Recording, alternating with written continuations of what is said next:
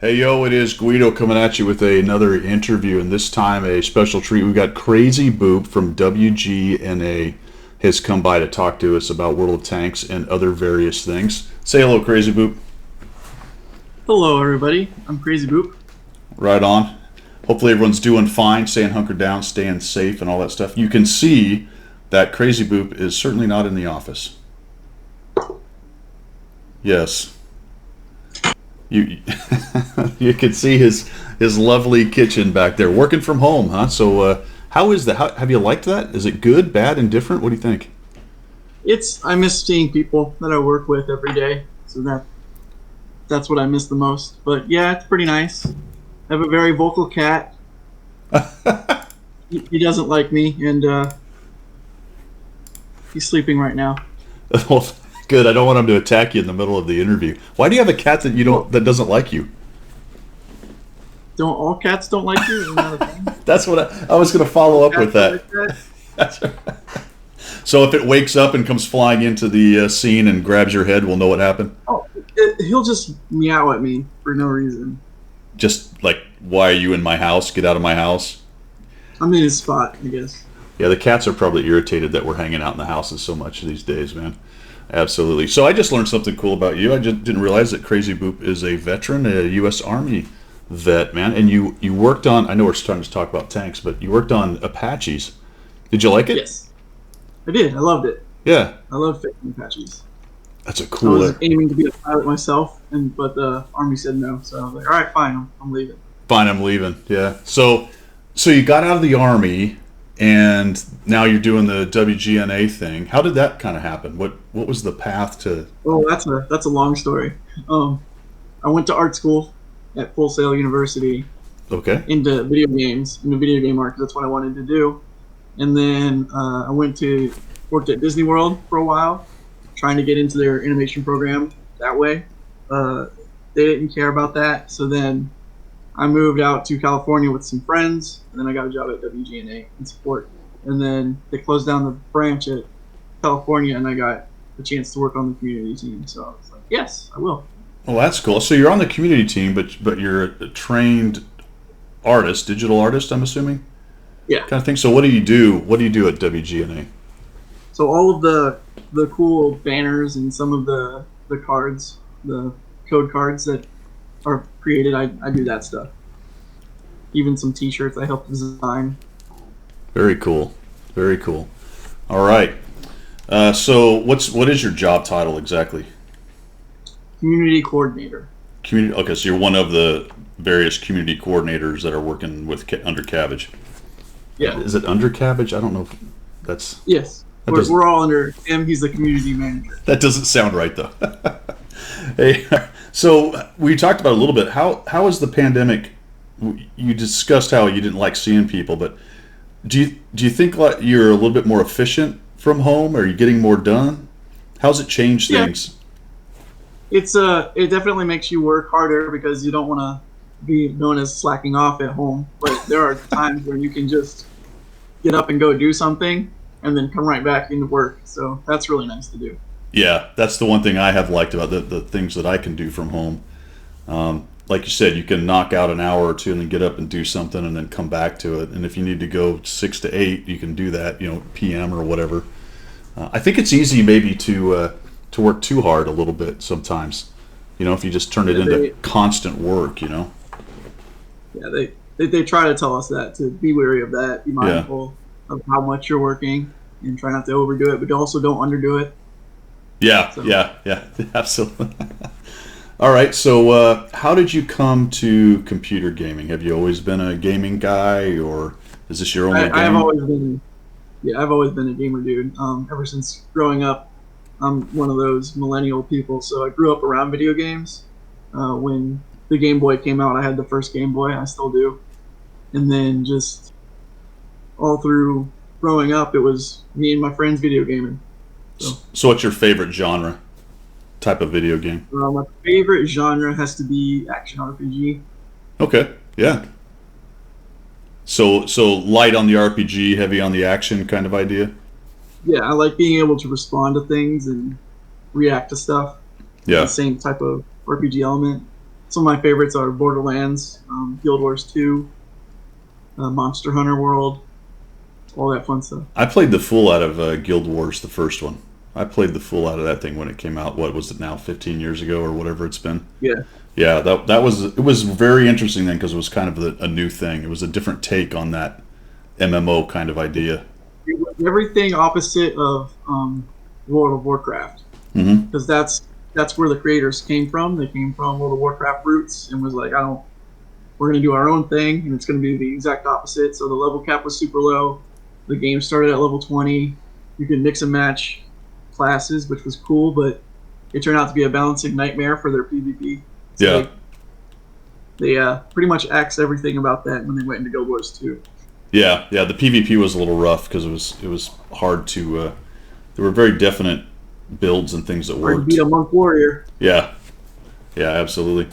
All right, so World of Tanks. How much do you play World of Tanks? Do you enjoy it? That's a loaded question. I think you probably can't say no, but I think it's fine for you to work for them and not to be your very favorite type of game. You know what I mean? It's a different game than what I'm used to playing. So there's competitive games that really wear on you, like League of Legends and the PvP aspect of some MMOs. I'm usually a casual gamer when it comes to that. That's why I like to stick to Arty mostly, because I can also make money and it's a chill class to play. But yeah, I do enjoy the competitive side sometimes, and I have even more fun when I'm playing with friends. So Yeah, I like the platoon. I enjoy that too. Wait, now hold on. You said you like Arty, so let's delve into let's delve into that. What is your opinion, gamer wise, of Arty and its place in the game? I think it's needed in game because it breaks up the campers. It gives scouts a reason to scout beyond, hey, I'm stuck behind a rock. Well, here I am as an Arty, I can help. It does have some overpowered qualities that probably could be addressed by our developers, but in the end of the day, I like Arty in the game because it's something that all players can play, and when you get into it, it's kind of easy to start learning the game that way. These are the positions that they're going to. Cool. Okay, I have to rely on vision mechanics, camo. Okay, that's why that guy disappeared. Cool. It's an easier way to step into the game, last throughout the game, and see what people are doing or not doing without being in the action immediately, getting one shot and killed and back into the garage without not understanding why. Yeah, I would agree with that actually. And I'm almost of the getting more and more of the opinion that when I play my scout and I don't have artillery, I'm a little bit annoyed because I do want to get some of that assist stuff going on. So I'm with you there, and I 100% agree with you on learning the maps. I played Arty. I don't particularly care for Arty that much. I'm not a huge fan of how it's mech'd, but I'm not a remove it guy. Used to be, but I'm not now.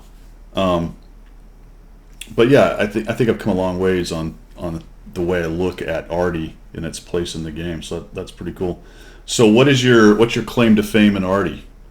Got any 3-marked Arty? Do you?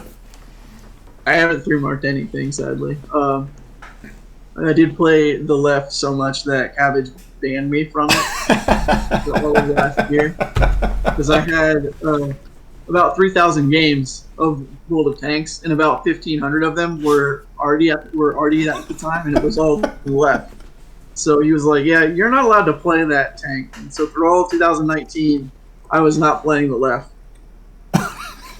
But then I found another Arty. I found the M44, and I started having fun with that one, and I think I got up to tier 9. Oh, that's even worse than the left. That's the one I hate seeing the most. I don't even care about lefts. They're because they got to just hit right directly. The M44 is going to splash you to death. Yeah, the M44 is going to splash you to death. But if the artillery keeps hitting you, like the left will peck at you, and you can get it down to 7-second reload. With all the perks and stuff. So I don't know which is worse, waiting for about 12 seconds for a bubble to hit you, or every 7 seconds getting focused by a left. That's awesome. It's too bad that you can't platoon 3 lefts, because that would be a hoot to watch you guys play on.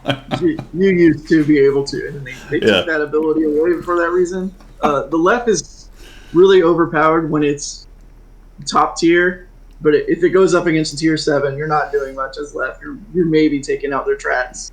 Yeah, it does tend to bounce off the tier 7s like crazy. Absolutely. So here's a question for you, man. I've asked a couple of the guys and gals you work with.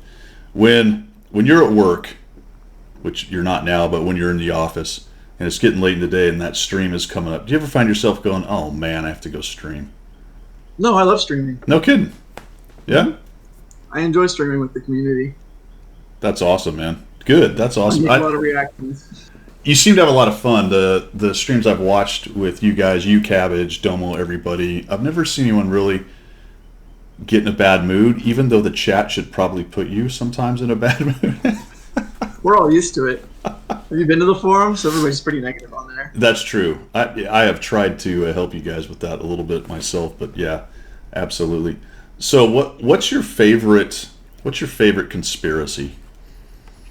My favorite conspiracy? Yeah, that you have to deal with, that everyone's always asking you about, or that you see claimed about wargaming or wargaming and WGNA. Rigged games, I think, is the funniest one for me. Yeah. The fact that wargaming would rig games against players, that players have their own matchmaker, individualized matchmaker. Yeah. It's funny because like all of the technology stuff that we have going on with our World of Tanks game, like some of the issues that come up with every update, and they're like, "Oh yeah, you can totally rig an individual's matchmaker." I'm like, do you understand like the computer power that takes? Yeah. And like how much? But you did adjust mine just the other day, though, right? What? My personal matchmaker? Didn't you get my note where you adjusted my personal matchmaker? You didn't get. Yes, I did. Yes, I got that. It's right there, right up next to mine. So Yeah. So what's the craziest thing you ever had happen on stream? Probably when I was trying out the wheeled vehicles, and then I rolled into a well and wrecked immediately, and then got shot 3 times. That was the quickest death I think I've ever had. First 30 seconds or so, something like that. It was when they had the boost on it too. Yeah. Oh, right, because it could yeah. Was it when the EBRFL10 came out and we all had them for practice? When they're doing the testing. Yeah, and all of us were CCs and employees were flailing around in those things. That's hilarious. Hey, these are totally perfect. Yeah. All right, so you said this. I think you typed it somewhere, or maybe it was the other guys or gals. But let everybody know, what's the deal with the new tanks going into the bond shop? Are the old ones going away, or are they going to stay in there? We just clarified that today. They're just being added to the bond shop. They are not being taken away from. Okay, so if you're still working on your M60 or your 121 Bravo, they as of right now, they will still be in there. All right, great. Correct. And do you know if there's, and I know you guys aren't the devs and you're not the mothership, do you have any idea if there was any talk about maybe a different tier 10 being added to it?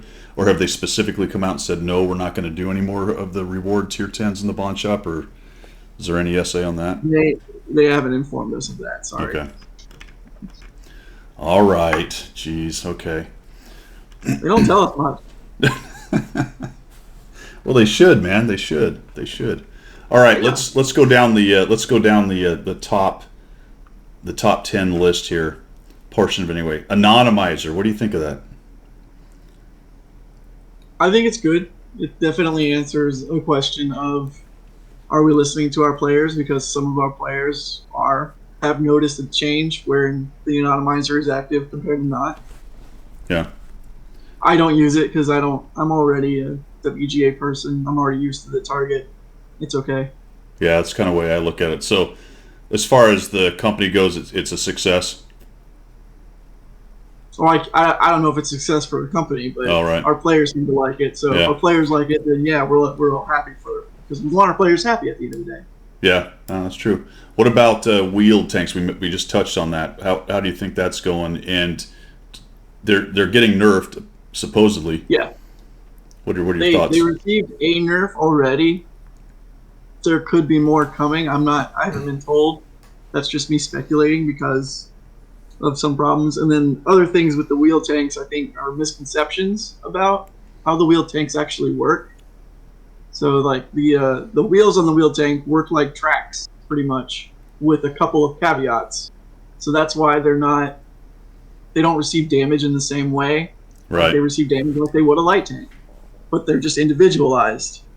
So now they're pretty much like if you hit a wheel, it doesn't take away HP or anything. It just acts like a light tank track.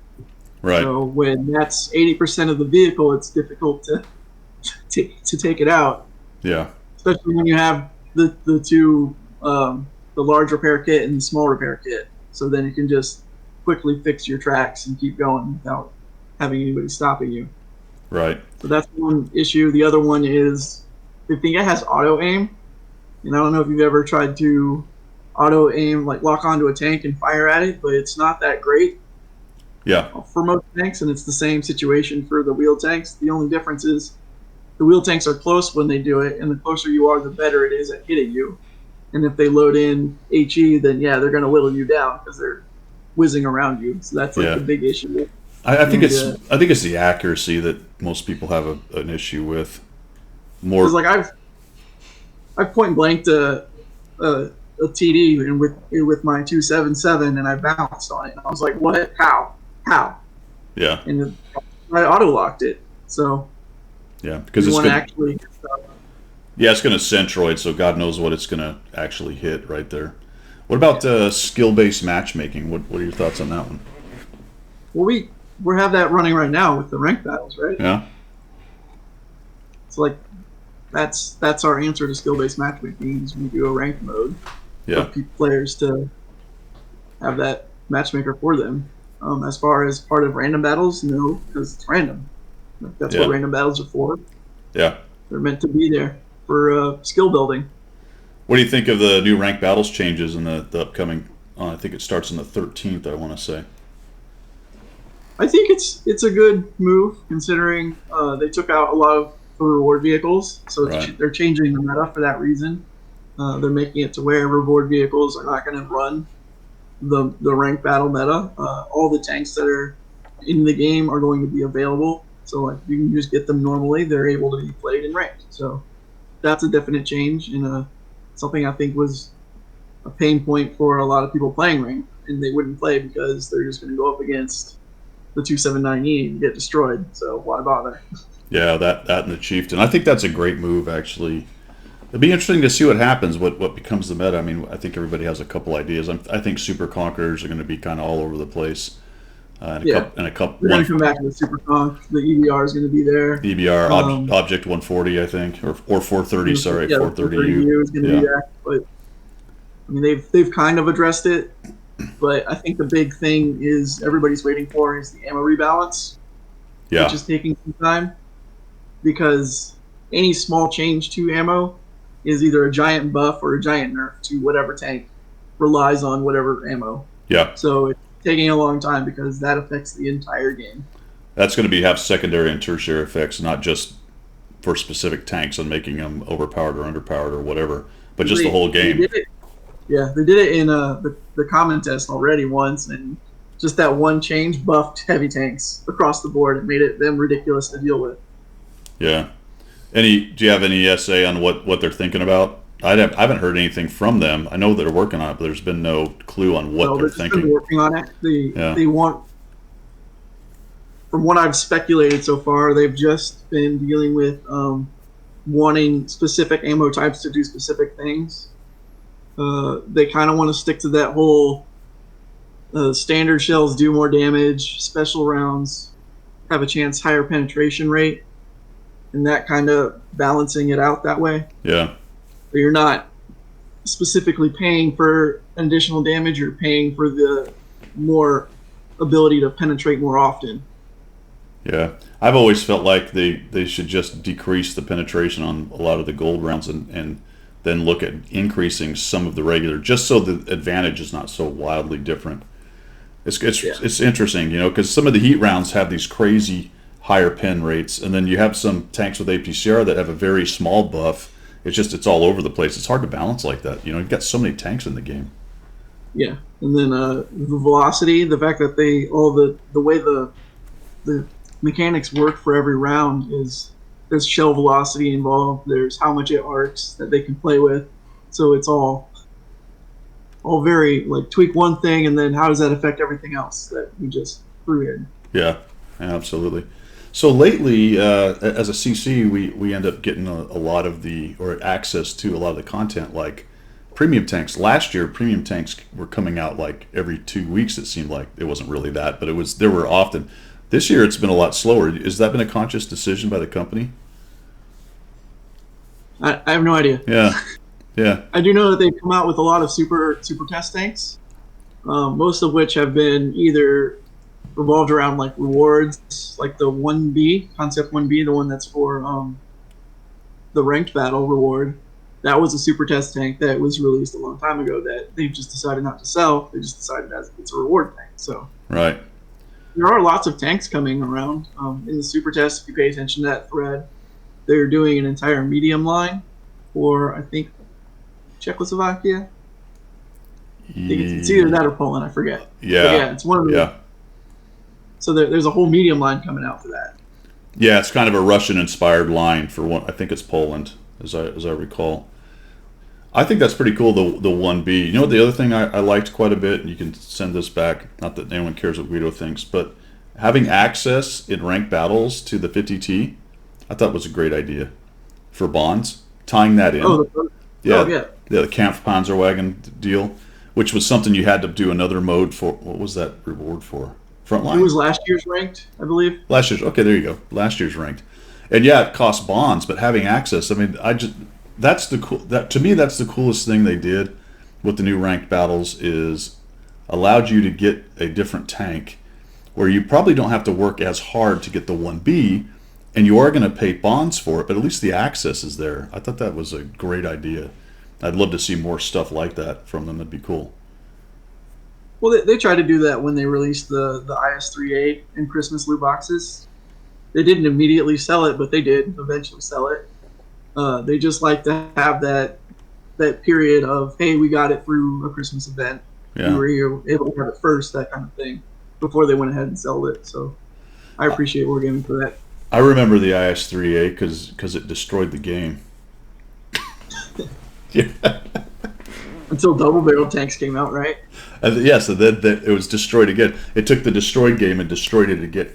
Man, I'll tell you what. Sometimes, and maybe tell me what you think of this. It's an interesting community because it is a very vocal, very passionate gaming community, and I guess a lot of them are like that one. This one just seems to be another couple levels higher because of the historical content and the serious face that a lot of the older guys bring to the game.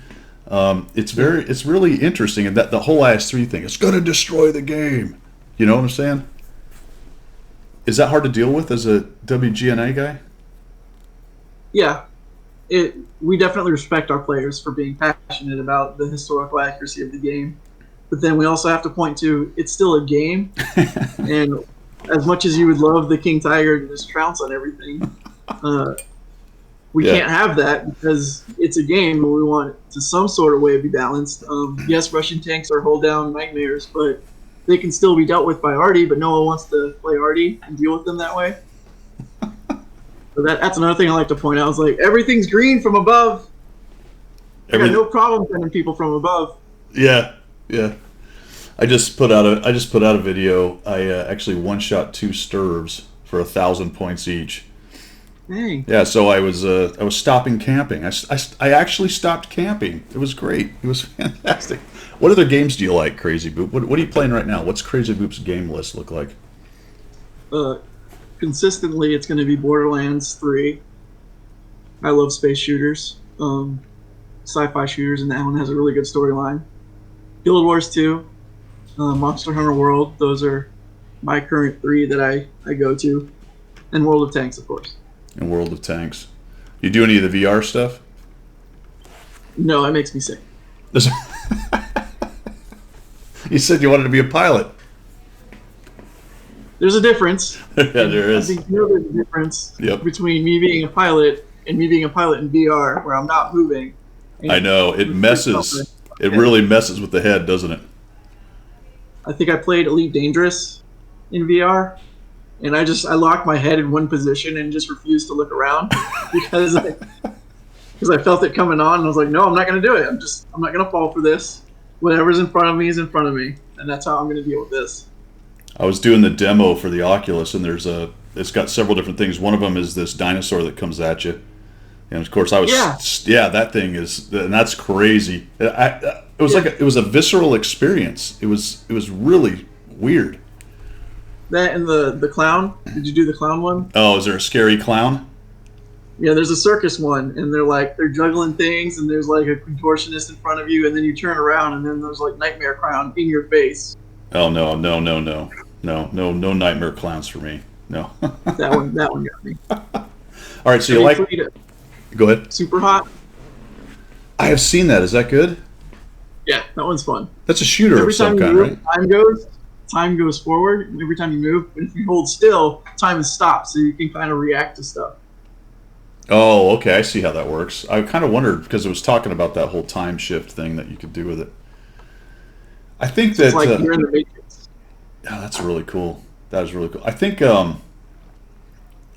AR is really, for me, the future of gaming. VR, the limitations on that, like we said, the whole dizzy thing and the being able to kind of, you got to have a big enough space to do it. But AR, that seems like maybe more use to me in the real world. You know, where you have a Google Glass, which didn't do great. But there's going to be something like that that's an overlay, a HUD that's in your life that you can interact with. That seems like the future, really. I think it's going to be dictated by what game comes out for it. Yeah. Like whatever game is the new hotness is going to follow either AR or VR, and that's going to make you choose. Yeah, you're right. It's the application. If somebody figures out an application for either one that works, that, you know what I'm saying, and people get on board, that's what's going to... Because people still play Pokemon Go, but there's not another AR game that is that immersive, that uses all that technology all at once. It's just Pokemon Go. So if you had more than one game in that setting, then yeah. I always thought like a D&D or adventure game of some kind where you could put locations or dungeons or whatever events, whatever around your city or something like Pokemon Go, but the encounters, you had to go to them. I always thought that would be really cool. But that gets dangerous because they found that out in Pokemon Go when they had some sort of monster that showed up like in a construction site and said kids were going into construction sites. Yeah. And people were staking out those places with Pokemon, and they were jumping people. Yeah, because yeah, liability is definitely a thing. You got to be careful with that. It would be cool if people could be adults. Oh man, decent human beings. Yeah, that would be fantastic if we could get some decent human beings. Hey, so describe your play style in World of Tanks for everybody. Oh goodness, I get impatient. Yeah, that's my biggest problem. Is I'm hanging out, and then it'll be a corridor fight or something like that, and everything inside of me says, "Oh, go flank them." But then when you go to flank them, there's like 4 other people in bushes looking at you. Yep. That just tear you apart when you try to flank. So that's my biggest thing. I think I play it in extremely hard mode because I don't usually have Sixth Sense at all. It's just something I don't normally have, so I usually get shot 4 times, and then I'm like, oh, there's people there. You need to get some Sixth Sense, crazy. That doesn't work in this game. I'm just going to tell you that. I do need to get some Sixth Sense. It will get you to your next tank to play, though. That is one thing it will do. What is your favorite? Yeah, more games. All right, so you like artillery, but what's your second favorite thing? What would you rather play? Heavy tanks. Heavy tanks, okay. I love the satisfaction of hearing a bounced round or that was blocked. Just get in there and get into the brawl. That way, when you do go around the corner and there's 5 or 6, maybe you survive a couple hits. Yes, but I'm going really slow. That is awesome, man. That is awesome. All right, what do we talked about? All kinds. Those people, shoot them. I'm a heavy tank. Please shoot them. Shoot the. I don't have that much health. Oh, okay, I'm dead. Use my body to keep you alive. I'll see you later. All right, you got any juicy inside stuff? This is your opportunity to get in trouble right here. Juicy inside stuff. They don't tell me anything. I told you that, man. Oh man, so you don't. They know me. You're that guy that can't keep the secret. Did you work on the Did you work on the highway event, the highway rock or whatever it was? No, that was not me. Was that? But I hear a lot of people are enjoying it, so that's good. Yeah, it is actually pretty cool. There's a lot of really good stuff there. That you guys, I talk a lot about it on my podcast on Sunday. There's a lot of stuff going on and a lot of stuff you can get for free, which is actually really cool. Almost to the extent that it's really hard to keep track of, which doesn't matter because you just play and you get a bunch of stuff. We got that complaint too, is we don't know how to plan enough things, but then if there's nothing to do in the game, why would you come game? Right. Yeah. Well, it's So like why not have a variety of things to do in a game so you can have fun and play? well, when you're older gamers, it's get off my lawn, right? It's you're mad if you got too much and you're mad if you don't have enough. You just Yeah. old man shouts at cloud. Too much free stuff, not enough free stuff. All right, man. Well, hey, I appreciate you coming by. I do. One thing I give my guests at the very end. Give me KRZYBooP's wisdom. Give me some. It doesn't have. It can be life, gaming. Give us a little KRZYBooP wisdom before you go. Don't take life so seriously. That's probably the best one I got. Yeah, especially when you're playing a game. I would 100% agree with that. Especially when you're playing a game. Yeah. Yeah. End of the day, it's just a game. Hey, man, I really appreciate you coming by. Thanks for doing that. That is all I've got. It's Guido signing off. Crazy, sign off. Right on. Adios. See you guys later. Thanks. Bye.